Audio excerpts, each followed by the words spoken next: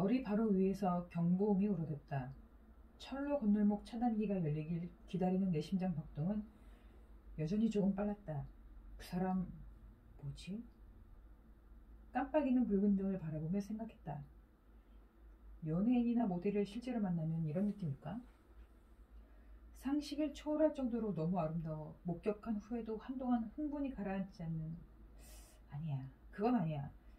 아마 전혀 다를 거야. 그 사람은 일테면 가로등에 비친 설경이나 정상에만 햇살을 받은 산이랄까? 손이 닿지 않는 높이에서 바람에 이끌리는 흰 구름이랄까? 꽃미남이라기보다는 그런 풍경처럼 아름다운 사람이었다. 그리고 나는 그 풍경을 아주 오래전에 본 것 같은 느낌이 들었다. 맞아. 꿈에서 찾아가는 초원의 그 기묘한 푸근함 같은. 스즈메! 탁! 뒤에서 누군가 어깨를 두드렸다. 안녕. 야. 안녕. 검은 단발의 아야가 달려왔는지 숨을 헐떡이며 옆에 서 있다. 일양 편성이 짧은 열차가 눈앞을 통과하자 차단기 바와 치맛자락이 바람에 흔들렸다. 그것 말고도 등교 중인 학생들의 잡담이 주위를 가득 채우고 있음을 새삼 깨달았다. 어제 동영상 봤어? 잠이 부족해 큰일이야. 이런 말들을 모두 즐겁게 떠들고 있다. 알아? 스즈메, 너 얼굴이 빨개. 말도 안 돼. 빨개? 저도 모르게 뺨에 양손을 댔다. 뜨겁네. 별것하니까. 무슨 일인데? 안경 너머의 의심스러운 눈초리가 내 얼굴을 들여다봤다. 어떻게 대답해야 할지 몰라 망설이는데 시간이 다 되었는지 경보음이 그치고 차단기 바가 올라갔다. 철길 주변에 모여있던 사람들이 일제히 걷기 시작했다. 무슨 일이냐고. 아야는 혼자만 멈춰서 있는 나를 돌아보며 이번에는 걱정스럽게 말했다. 풍경 같은 사람, 그 데자비. 나는 자전거 앞바퀴를 들어올렸다. 미안, 두고 온 게 생각났어. 방향을 바꿔 자전거에 올라타 온 방향으로 달리기 시작했다. 뭐? 잠깐만! 스즈메 지각이라고! 등 뒤에 목소리가 멀어졌다. 아침 햇살의 압력으로 등은 온통 땀 범벅이 되었으나 자전거에서 일어나 힘차게 페달을 밟아 산으로 향했다.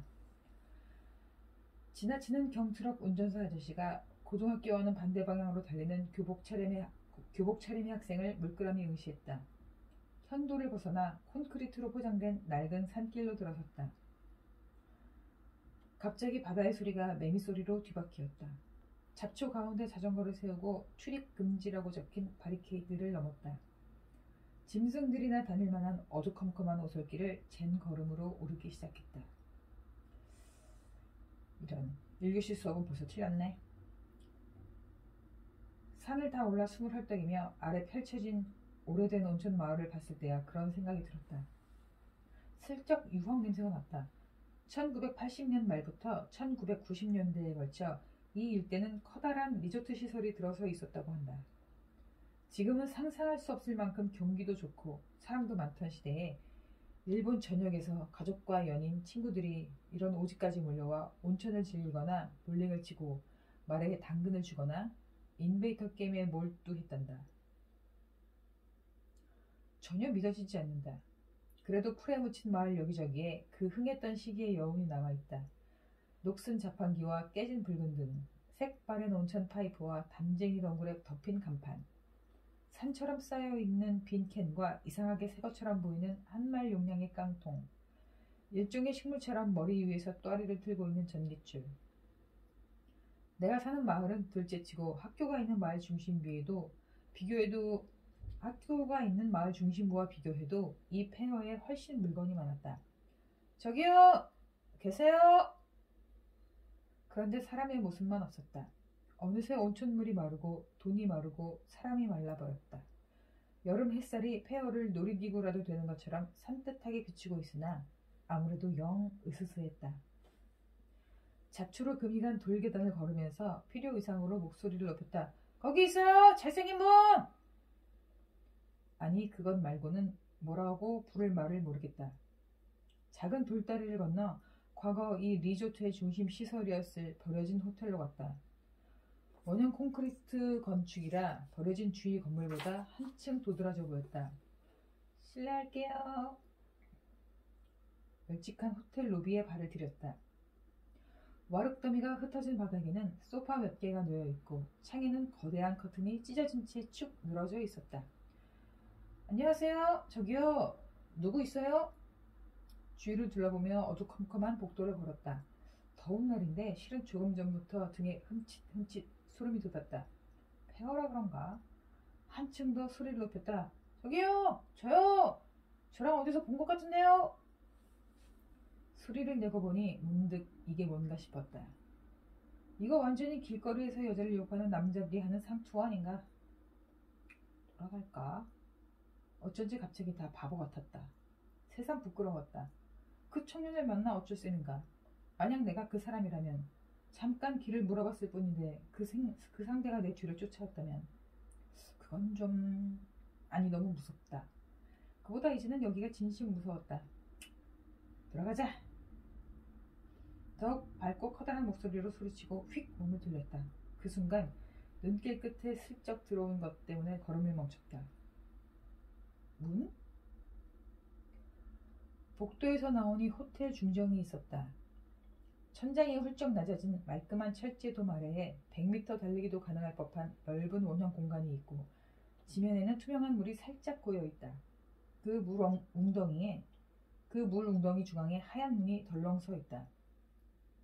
벽돌이나 파라솔의 잔해들이 여기저기 흩어져 있었는데 그 문만은 누군가로부터 특별히 허락받은 듯 혹은 무너지는 것이 금지된 듯 고독하게 버티고 서 있었다. 그 사람 문이라고 했지? 무슨 변명이라도 하들 중얼대며 문으로 향하다가 중정으로 내려가는 낮은 돌계단 중간에서 걸음을 멈췄다. 빗물인지 아니면 어디선가 지금도 물이 들어오는지 타일이 깔린 바닥에 15cm 정도 깊이로 찬물이 고여 있었다. 로퍼가 젖겠네. 그렇게 생각하면서도 다음 순간 물속을 걷고 있었다. 신발 속으로 물이 들어오는 감각에 갑자기 그리운 감정이 들었고 예상치 못한 물의 차가움에 놀랐으나 걸으면서 곧 그 모든 것을 잊었다. 이유는 모르겠으나 눈을 뗄 수 없었다. 바로 눈앞에 하얀 문이 서 있었다.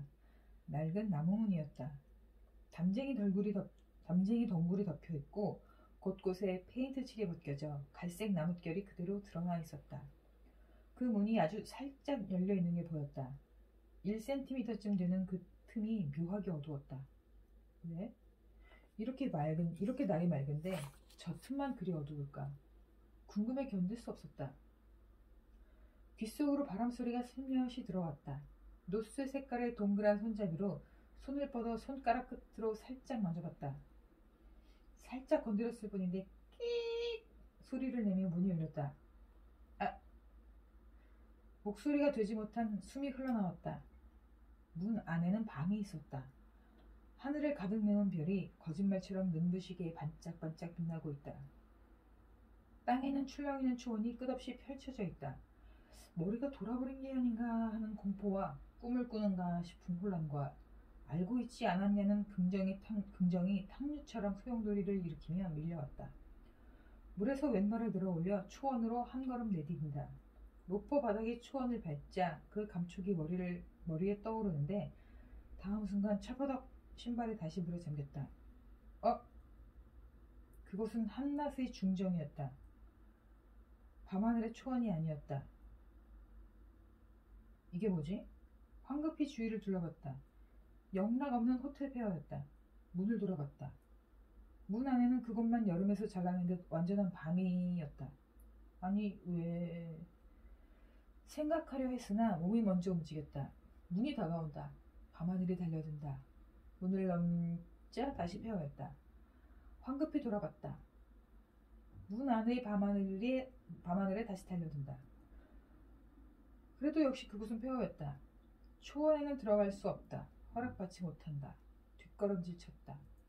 그러자 신발이 딱딱한 무언가에 닿아 맑은 종소리 같은 소리가 울렸다. 놀라 아래를 봤다. 지장보살? 작은 석상이 수면에서 얼굴을 내밀고 있다. 이나리상처럼 커다란 귀가 달린 역삼각형 얼굴에 실처럼 가는 눈이 새겨져 있다. 물끄러미 그 석상을 바라봤다. 그럴 수밖에 없었다. 마치 이야기를 걸기라도 하듯 사락사락 바람소리가 귓가를 감쌌다. 양손으로 석상을 만져봤다. 그대로 들어올리자 무언가가 빠진 듯 퐁 하고 물속에 커다란 거품이 일어났다. 양손에 든 석상을 내려다 봤다. 짧은 지팡이 같은 형태로 바닥이 뾰족했다. 땅에 꽂혀 있었나? 차갑네. 얼어 있었다. 얇은 얼음막이 내 체온에 사라지며 녹아내려 물방울이 되어 뚝뚝 떨어졌다. 왜? 어째서 여름 폐허에 얼음이 있지? 문을 돌아봤다. 문 안에는 여전히 밤하늘의 초원이 있다. 확실히 존재하는 듯 내 눈에 보였다.